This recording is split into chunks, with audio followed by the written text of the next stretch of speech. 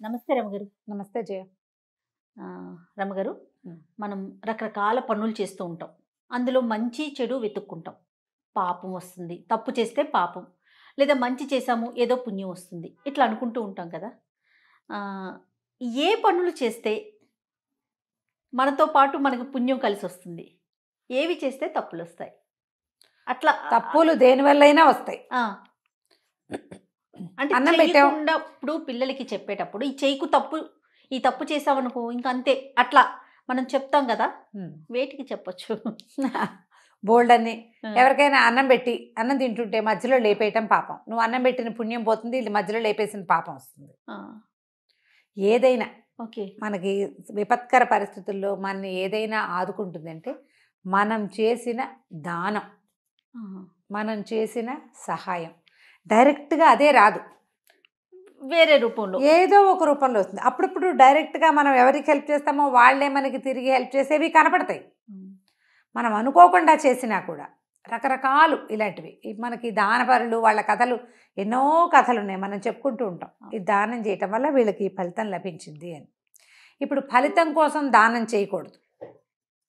నువ్వు దానం చేయాలి, ఇతరులకు సహాయం చేయాలి, ఆ విధితో చెయ్యి. నీకు సహాయం అవసరమైనప్పుడు అది లభిస్తుంది ఆటోమేటిక్గా. నిన్న నేను చేసిందే ఇవాళ నాకు రావాలి, నిన్న బియ్యపు గింజ పెట్టాను అది మొక్క రావాలని అనుకోకూడదు. రూపం మారిద్దంటారా? మారిపోతుంది, రూపం మారుతుంది. నీకు కావలసిన సహాయం ఎలాగోలాగా అందుతుంది. ఓకే.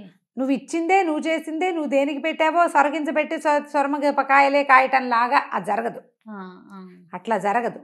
కానీ నువ్వు పెట్టిన విత్తనం అది ఏ గింజో నీకు తెలియదు, అది ఎలాంటి ఫలితాన్ని ఇస్తుందో అలాంటి ఫలితాన్ని ఇచ్చేస్తుంది అది ఆటోమేటిక్గా. నీకు ఏ కాయ కసరు ఇవ్వలేదు ఆ చెట్టు, నువ్వు పెట్టిన గింజ నీడైనా ఇస్తుంది కదా, నీడిస్తుంది, పచ్చగా కాస్త ఆహ్లాదాన్ని ఇస్తుంది కంటికి. ఓకే. గాలి ఇస్తుంది, మంచి ఆక్సిజన్ని. వాన వంగుడు ఎండ సమయాల్లో తలదాచుకునేందుకు ఒక గూడు. ప్రతిదీ కాయాన్ని పండే వచ్చేసి అవి నువ్వు కూర వండుకోవడానికో మధ్యాహ్నం కోసు తినడానికో సరకపోవచ్చు, కనీసం నీడనైనా ఇస్తుంది. నువ్వు గింజలు పెట్టాలి ప్రధానంగా, మొక్కంటూ పెట్టు అంతే. అయితే గింజ లేకపోతే మొక్క. నీకు రాదగిన ఫలితం వచ్చే తీరుతుంది. కనీసం ఆక్సిజన్ అయినా ఇస్తుంది కదా, కనీసం ఫ్రెష్ ఎయిర్ అంతే కదా, అదైనా ఇస్తుంది. ఈ ఆలోచనతోటే ఉండాలి ఎప్పుడు కూడా. ఇతరులకు సహాయం చేయాలి, ఎవరైనా అడిగింది మన దగ్గర ఉంటే లేదనకుండా ఇచ్చేసేయమని. చిన్న కథ ఒకటి చెప్తాం. 3 కానుల పుణ్యం. 3 కాసులు కాని, 3 కానీలు, 3 కానుల పుణ్యం. పూర్వం అంటే ఒక శెట్టి గారు ఒక ఆయన ఉండేవాడు. ఓకే. వ్యాపారస్తులు, ఆయన కొంచెం పిసినారు వాడు. ఎవరికైనా ఏమైనా ఇవ్వడాలు అవన్నీ జాంతా నచ్చవు. ఆయన పని ఆయన చేసుకునేవాడు, వ్యాపారం న్యాయంగానే చేసేవాడు. కానీ దాన ధర్మాలు, ఇతరులకు సహాయం చేయటం, ఎవరైనా ఈయన కొంచెం వేయమని ఉన్నాడు కదా అని, బాబు మా పిల్లపెళ్ళి సాయం చేయండి, మీ పిల్లపెళ్ళి మీరు చేసుకోండి, నేను చేయటం ఏమిటి, అలాంటి వాడనమాట. అసలు ఇతరులకు ఇవ్వటాలు అవన్నీ ఉండేవి కాదు. డబ్బు చాలా లెక్క ఆయనకి, వచ్చిన లాభం అంతా మూటలు కట్టి దాచుకోవాలి, అలాంటి ధోరణి ఉన్నవాడు. భార్య కొంచెం మంచిది, యశోద ఆవిడ పేరు, కొంచెం నిదానస్త్రాలు పరలు. వాడెవడో మన వాకిట్లోకి వచ్చాడు, ఓ అరటి పండు ఇస్తే ఏమైంది, 10 పళ్ళు ఉన్నాయి, కట్టు దింపోతామా ఈ 3 రోజుల్లో, పోన్లే 2 పళ్ళు ఇస్తామని చూసి చూడకుండా ఆయన వద్దన్నా సరే ఆవిడ తిరగబడి పోటాడేది, ఏదో ఇచ్చేది, పోసేసేది కాదు. కానీ చేయి విడిచి వస్తువు ఇవ్వటమే ఆవిడకి అలవాటుగా ఉంది. చాలా కాలం వాళ్ళకి పిల్లలు లేరు. ఎన్నాళ్ళో పిల్లలు కలగల. ఆవిడ ఏమనేదంటే, నువ్వు ఇవ్వవు దానం కొద్దీ పిల్లలు మనం చెప్తాంగా, పుణ్యం కొద్దీ పురుషుడు దానం కొద్దీ పిల్లలు. నేను సరిగ్గా పుణ్యం చేసుకోవాలి, అందుకే పిసినారి మొగుడు వచ్చాడు నాకు, నువ్వు సరిగ్గా దానం చేయకపోతే నీకు పిల్లలు కలగకుండా పోతారు అనేది. ఆవిడ ఆ పూజ చేసి ఈ పూజ చేసి ఆ గుడికెళ్ళి ఈ గుడికెళ్ళి ఎప్పటికో ఆవిడకి మొత్తానికి ప్రెగ్నెన్సీ వచ్చింది. అయితే ఆవిడ ఇట్లా తన కడుపులో ఒక ఆయ కాస్తే 1 సంవత్సర కాలపు వ్యాపారపు లాభాన్ని తిరుపతి హుండీలో వేస్తానని స్వామికి మొక్కుకుంది, వెంకటేశ్వర స్వామికి. ఆవిడ ఆ ధ్యాస మీదే ఉండేది. సరే కడుపుతో ఉన్నది, కన్నది, మగపిల్లాడు పుట్టాడు. పిల్లాడికి ఏడాది వచ్చేసరికి నీకు డబ్బులు తీసుకొచ్చి వేసి పిల్లాడి తల వెంట్రుకలు తెల్ల నీళ్ళాలు ఇస్తాను స్వామి అని వెంకన్నకి చెప్పింది. సూపర్. అక్కడిచ్చి పిల్లాడు కాస్త 3-4 నెలలు వస్తే చంటి పిల్లాడు ఆము అని పలకరిస్తాడా. సరదా వచ్చింది శెట్టిగారి కూడా కొడుకు అంటే, లేక పుట్టింది పిల్లవాడు. ఈ ఆస్తి స్వాస్తి ఎవరో తినిపోతారని బెంగగా ఉండేది. సొంత కొడుకే, ఓ పిల్లాడు పుడితే తర్వాత ఇంకొకటో 2 కాన్పులు రావు, బాగానే ఉంది సరదాగా. అయితే మెల్లిగా ఈవిడ ఒకరోజు చెప్పేది, మనం వెంకన్నకి వెళ్ళాలి, చూసి రావాలి, తలకాయ నీళ్ళాలు ఇవ్వాలి, మేము నీకు మీ అమ్మ చెప్పింది, నీ తల నీళ్ళాలు కూడా తిరుపతిలోనే ఇచ్చారట అని మెల్లిగా ఆయన్ని లైన్లో పెట్టింది గుడికి వెళ్ళాలి అని. చివరికి ఒకరోజు చెప్పింది, సంవత్సర ఫలితం వేస్తాను అని. అదంతా లెక్కపెట్టి గుండెలు బాదుకున్నాడని, అయ్యే బాబోయ్ 2000 రూపాయల ఖర్చు, ఏడాదికి 1000 రూపాయలు మనకి లాభం, ప్రయాణానికి 1000 అవుతుంది అని చెప్పి గోల పెట్టేశాడు. గోల పెడితే ఆవిడ ఏమైనా సరే, ఇంతలో ఏమైంది, ఆయన ఇట్లా గోల పెడుతుంటే ఆ పిల్లాడు కాస్త తపిక్కని పడ్డాడు, నెత్తురు వచ్చేసరికి ఆవిడ ఎవరెవరా నువ్వు భగవంతుడి విషయంలో ఇట్లా వేషం వేస్తున్నావా, కాబట్టి చూడు ఇట్లా అయిపోయింది, పిల్లాడి పడ్డాడు, ఇంకేదైనా పెద్ద ప్రమాదం జరిగితే బాకీ తీర్చకపోతే ఆయన ఒప్పుకుంటాడు వెంకన్న, అసలు ఊరుకోడు, బాకీ లాగేదాకా ఒప్పుకోడు ఆయన. నువ్వు అక్కడ బాకీ ఇవ్వకపోతే పిల్లాడికి ఏదైనా జబ్బు చేసి వీడు అనారోగ్యానికి అయిపోతుంది, మొక్కుబడిగానే ఉండిపోయి ఖర్చు అయిపోతుంది అని అరిచర్చి కేకలేసి పోటాడింది. ఈ లోపల ఆయన మేనత్త మొగుడు వచ్చారు. వాళ్ళు అన్నారు, అయ్యో అట్లా చేయకూడదురా నాయన, మీ అమ్మ ఇట్లాగే ఏదో ఇదే కొట్టి మీ తమ్ముడు పోయాడు అప్పుడు అనేసరికి భయం పట్టుకుంది. కేకలే కలిగిన పిల్లాడు, వాడేమో మంచి జనముద్దైన పిల్లాడు. సరే ఒప్పుకున్నాడు లబలబలాడుతుంది. సరే మరి ఆ రోజుల్లో ఏమిటి ప్రయాణం అనేసరికల్లా వారం 10 రోజులు పడుతుందా, పిండి వంటలు అన్నీ చేసుకున్నారు, చెక్కలు చేగోడీలు ప్రయాణంలో తినడానికి, లడ్లు గిడ్లు అన్నీ చేసుకున్నారు. మరి వీళ్ళతో పాటు ఒక 10 రోజుల పాటు ప్రయాణం, బండి వాళ్ళు ఉంటారు కదా, అన్నీ చేసుకున్నారు. సరే ఆ పూట ఏదో కొంచెం అన్న సమారాధన చేస్తానంటే వచ్చాక చేద్దు కానీ ఇప్పుడు ఏం పెట్టద్దు అన్నాడు. సరే అన్ని సామాన్లు సర్దుకున్నారు, పక్క వాళ్ళకి వెనక వాళ్ళకి అందరికీ చెప్పింది వెళ్ళొస్తామని. వీళ్ళు బయటకు వస్తుంటే ఒక సాధువు ఒక ఆయన వీళ్ళ వాకిలి గుమ్మంలో కూర్చున్నాడు. ఏదైనా దానం చేయనైనా ప్రయాణం చేస్తున్నావు అనేసరికి ఈయన ఏమన్నాడు, ఈ దానం గుళ్ళో వేయడానికి తీసుకెళ్తున్నాను నాయన, 2000 రూపాయలు ఏమన్నా తక్కువ అనుకుంటున్నావా, అతేరి ఇప్పుడు నేనేం దానాలు గినాలు చేయను, అసలే ప్రయాణంలో ఉన్నాను అనేసరికి నిన్ను కాపాడుతుందిరా నాయన నువ్వు చేసే దానం అన్నాడు. ఏమిటి నీకు చేసేది కాని పుణ్యం కాపాడుతుందా, నన్ను కాపాడేది అదేనా, నా దగ్గర డబ్బులు కాపాడవా, నేను వెళ్తున్న దేవుడు కాపాడ్డా, పోపో మెట వేదాంతం చెప్తావు అని కసురుకున్నాడు. లోపల నుంచి సంచులు అన్నీ పట్టించుకుని పిల్లాన్ని సంకనేసుకుని వస్తుంది. యశోద గారు ఏం చేసింది, సంచిలోంచి ఆవిడ చేతి సంచులోంచి 2 లడ్డూలు తీసి ఆ సాధువు చేతిలో పెట్టి 3 కాన్లు ఆయన చేతిలో పెట్టి,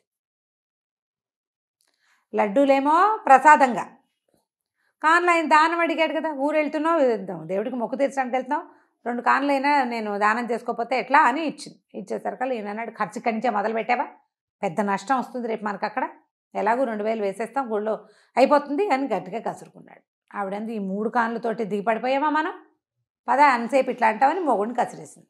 ఆ సాధువు దండం పెట్టాడు, లడ్డు ముక్క తుంచి నొట్ట వేసుకున్నాడు. వీళ్ళు బండెక్కారు.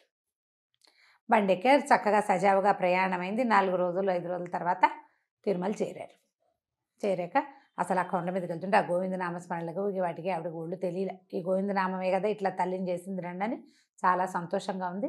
అక్కడి నుంచి డబ్బులు 3000 రూపాయలు పుచ్చుకొని బయలుదేరారు.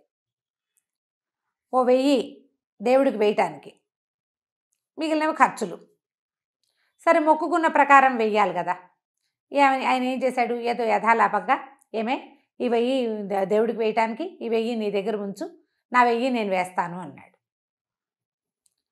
2000 వెయ్యాలి వీళ్ళు, ఒక 1000 2 ఏళ్ళు అయింది కదా, మొక్కుకుని 2 సంవత్సరాలు కదా, ఆ 1000 ఒక సంవత్సరం ఒక 1000, 2వ సంవత్సరం ఒక 1000. ఓకే, నువ్వు 1000 నేను 1000 వేస్తాను అన్నాడు. కానీ 2000 ఆవిడ చేతికి ఇచ్చాడు, తన 1000 తన దగ్గర ఉంది.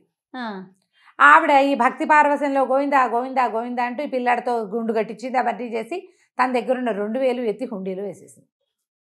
ఈయనేం చెప్పాడు, నువ్వు 1000 నేను 1000 వేస్తా అన్నాడుగా, ఈయన 1000 వేసేసాడు. అయిపోయింది. ప్రయాణంలో పెద్దగా ఖర్చు కాలే వాళ్ళకి, ఎందుకంటే తిండి సంబారాలన్నీ తెచ్చుకున్నారు వచ్చేటప్పుడు కదా, వెళ్ళేటప్పటికి అన్నీ కావాల్సిందే. ఆ బండి వాడిని అక్కడ దిగడిపోయాడు, కొత్త బండి తీసుకోవాలి. అక్కడి నుంచి ఏం చేస్తారు తెలిసి చూసుకున్నారు, మొత్తం చూసుకునేసరికి డబ్బులు లేవు.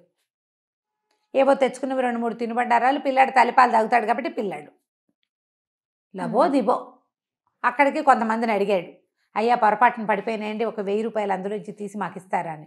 హుండీలో వేసింది ఏం నువ్వు పిల్లాడిని వేసినా పిల్లాడిని కూడా ఇవ్వమన్నారు. ఎట్లా ఇస్తారు, దేవాలయ హుండీలో పడింది తీసుకోవచ్చునా. లబలబలాడిపోయాడు, ఏం చెయ్యాలో తెలియదు, రూపాయి లేదు, ఎట్లా వస్తారు అక్కడి నుంచి.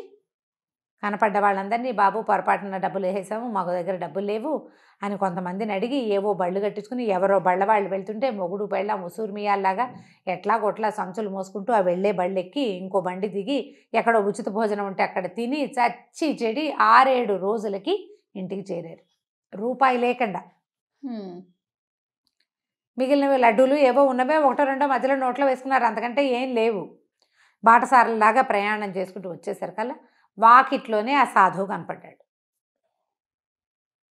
వాళ్ళ వాకిట్లోనే ఈయనకి ఆయన చూస్తే ఒళ్ళు మండిపోయింది. వెళ్ళేటప్పుడు నీ దిక్కుమాల శకునం వాళ్ళే మేము తగలబడ్డాము, చేతిలో రూపాయి లేకుండా ఏదో ఒరిగిపోతుంది అన్నావు, నీకు దానం చేస్తే మాకు ఒరిగింది ఏమీ లేదు, చేతిలో రూపాయి లేక చచ్చి చెడి వచ్చాం అంటే సాధువు నవ్వుతున్నాడు. అదే కదా నువ్వు కోరుకున్నావు, నీకు ఇస్తే నేను అక్కడికి ఎట్లా అన్నావు అన్నాడు. నవ్వుతూ లేచి వెళ్ళిపోయాడు. లేచి వెళ్ళిపోయేసరికి చుట్టుపక్కల వాళ్ళంతా ఏమమ్మా వచ్చారా ఏమిటి, మొహాలు అట్ట పీక్కుపోయినాయి, బండి లేదా, బండి లేకుండా ఎట్టా వచ్చావు ఏమిటి, దర్శనం బాగా అయిందా అని అందరు ఊళ్ళల్లో ఏముంది అందరూ చేరారు.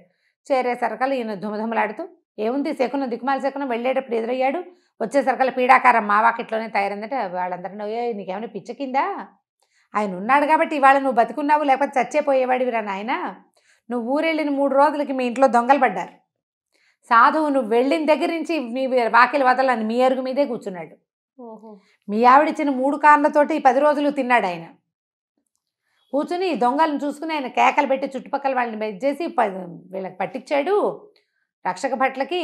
వాళ్ళు పట్టుకున్న తర్వాత కూడా నువ్వు వచ్చేదాకా నీ వాకిలికి కాపలా కాశాడు, మీ ఆవిడిచ్చిన 3 కానీల పుణ్యం అది నిన్ను ఇక్కడ కాపాడింది, అక్కడ డబ్బుల పైన వెంకన్నకేసావు, అక్కడ నీది దొంగతనం కాదు జరిగింది, భగవంతుడిని చేరిన డబ్బు. ఆవిడకి ఏం డౌట్ వచ్చింది యశోదకి, నువ్వు దొంగలెక్కేసావు, ఏడాదికి 1000 కాదేమో ఇంకా ఎక్కువే అయ్యి ఉంటుంది, అందుకే లాగేసుకున్నాడు వెంకన్న డబ్బులు.